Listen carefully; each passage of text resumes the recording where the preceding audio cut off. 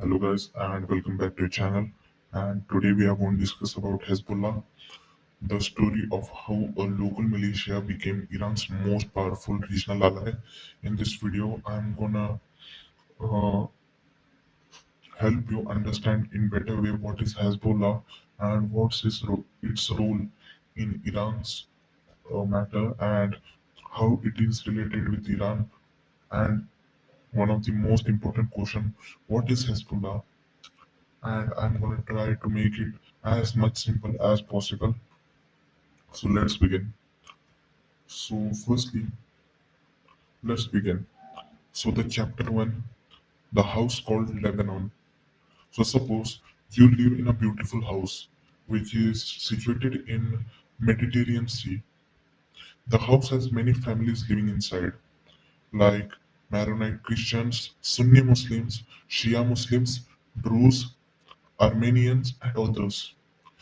So each family has different traditions, okay, political ambitions and foreign friends.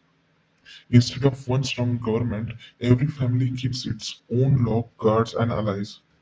So this is Lebanon. Unlike countries such as Egypt or Jordan, Lebanon always had a relatively weak central government, creating space for powerful political faction and armed groups. For a decade, power largely rested within the Christian and Sunni elites, while many Shia communities in southern Lebanon and the Bekaa Valley experienced higher level of poverty and weaker state service. This imbalance becomes important later. So, moving further on, chapter 2, in 1979, where a new revolution which changed everything. Now, let's move to the east, okay, toward the Iran. Until 1979, Iran was ruled by Shah Mohammad Reza Pahlavi. So he was a pro-West, close to United States, friendly with Israel. Then it came the Iranian Revolution, the Ayatollah Khomeini rule, which overthrew the Shah.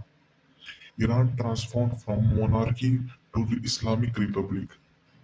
But this revolution had an ambition beyond Iran's border. It wasn't simply we changed our government, but it was that we believed our revolution should inspire and support like-minded movement across the region. From an intelligence perspective, this was a strategic shift, and Iran was no longer the only national nation state, but it was becoming an ideological power. So in 1982, where the story reached its turning point. Okay. In 1982, Israel invaded Lebanon. Its immediate objective was to drive out the Palestine Liberation Organization, which is PLO, which had launched attack on northern Israel from Lebanese territory. Israel succeeded in pushing much of PLO leadership out of Lebanon, but another consequence followed. The invasion created conditions in which several Lebanese Shia militant groups began to organize more closely. Iran recognized an opportunity. So Iran now finds an opening. Now imagine Iran as a chess player. Instead of sending its own army to Lebanon, it asks to itself, can someone already there advance our interest? Then the answer was yes. Iran's Islamic Revolution Guards Corps, which is IRGC, particularly its Quad Force in later years, helped train, fund, and organize emerging Shia militant faction in Lebanon. These groups eventually coalesced into what became Hezbollah, which is the party of God. From Iran's perspective, this approach had several advantages. Number one is lower political risk. Number two is lower financial cost than deploying large conventional forces, and possible deniability in some situations while enduring local influence. This is an example of what analysts often call as proxy relationship. Although Hezbollah was also developed its own Lebanese political and strategic priorities over time. Now, why Hezbollah grew so quickly? So many people assume Hezbollah grew because of weapons. Weapon mattered, but they were not the main reason. Imagine two organizations entering a poor village. Organization A says, join us, while the organization B says, we will build clinic, we will help rebuild homes, we'll provide schooling, we will support families after conflict, we will defend the area against attacks. So which organization earn more local support? Hezbollah invested heavily in social services alongside its military activities. So for many Lebanese Shia communities, it became not only the armed movement, but also a provider of welfare, education, healthcare, and reconstruction that built a long-term political support. Now the chapter 6, where what was the Iran's master strategy. So let's now zoom out of this story. Iran looks Middle East like a military planner. So instead of one defensive line around Iran's own border, it seeks to build a relationship with allied groups across the region. This border network is sometimes referred as axis of resistance. The concept is to create multiple point of pressure against shared adversaries, primarily Israel and more broadly US regional influence. So over the time, this network has included state and non-state actors in places such as Lebanon, Iraq, Yemen, and Syria. Although each has its own leadership interest and degree of autonomy, but Hezbollah became one of the most capable and influential member of this network. By the time of 1990s to 2000, Hezbollah has evolved. Think of it as having several interconnected components. Political movement, it participated in Lebanon's parliament system and has held a cabinet position. Military wing, it developed significant rocket, missiles, drone and infantry capabilities. It continued to provide services in many Shia majority areas. Media, it built communication channel to influence people's opinion.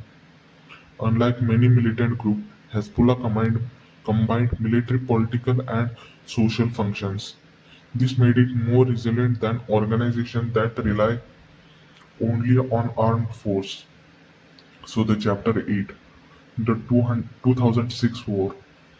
So if you remember in 2006 in July, Hezbollah captured two Israeli soldiers near the border. Israel responded with large military campaign.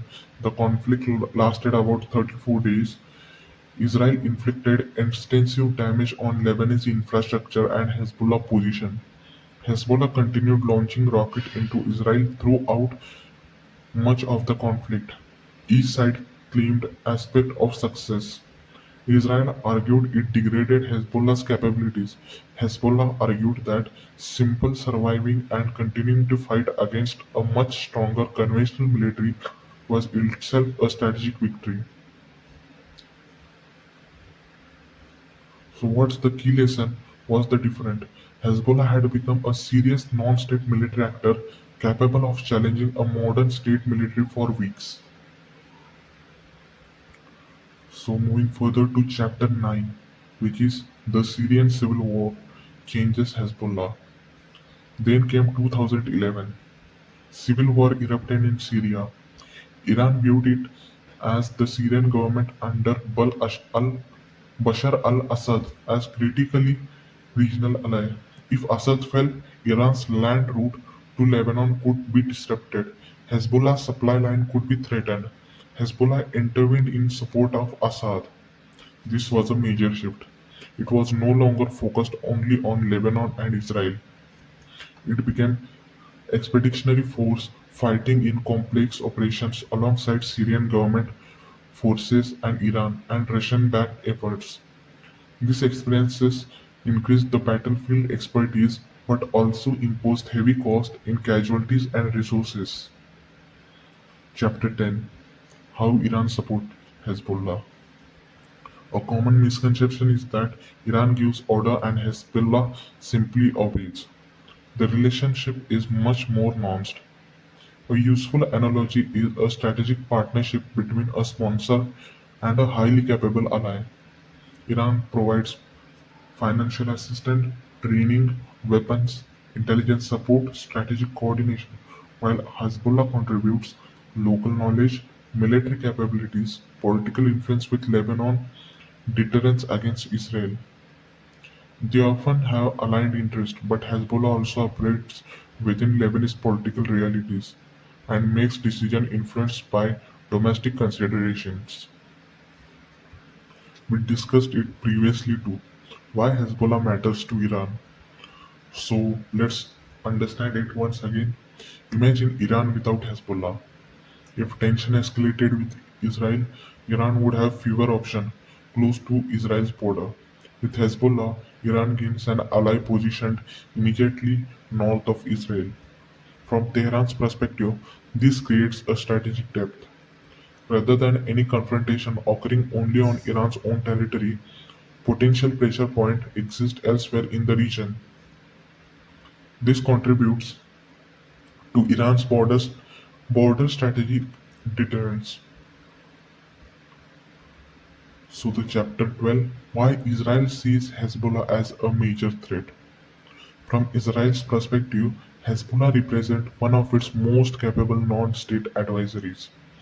Israel's concerns include large rocket and missile stockpiles accumulated over many years, precision-guided weapon development, drone capabilities, experienced fighters, proximity to Israel's northern border. Israeli military planning has no longer treated Hezbollah as a primary security challenge.